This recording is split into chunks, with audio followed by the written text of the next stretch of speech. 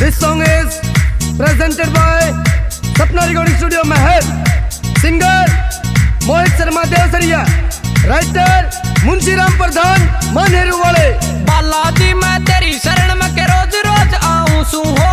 बालाजी मैं तेरी शरण में के रोज रोज आऊं सू हो। पार तार दे बालाजी तेरी मेर नजर चाहूं सू हो। पार तार दे बालाजी तेरी मेर नजर चाहूं सू हो।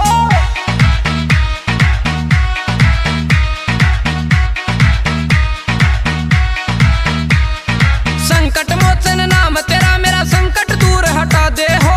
संकट मोचन नाम तेरा मेरा संकट दूर हटा दे हो। या दुविधा दुर्मत मेरे बदन तय बाबा कति मिटा दे हो। दुविधा दुर्मत मेरे बदन तय बाबा कति मिटा दे हो।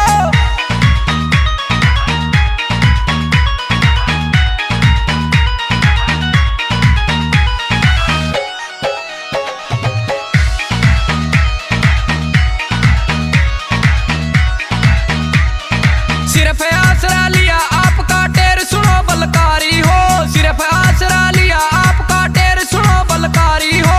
ओ गढ़दानी कहे आपको शंकर के अवतारी हो। ओ गढ़दानी कहे आपको शंकर के अवतारी हो।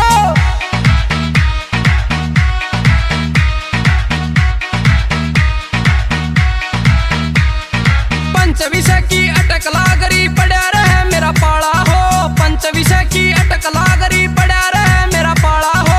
काले रात्रि घोर अंधेरा किस विध होए उजाला हो। काले रात्रि घोर अंधेरा किस विध होए उजाला हो।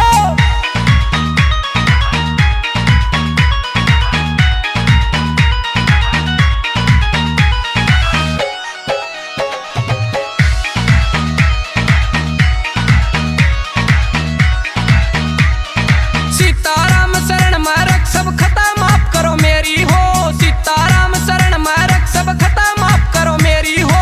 मुंशी राम संभल कर चल सब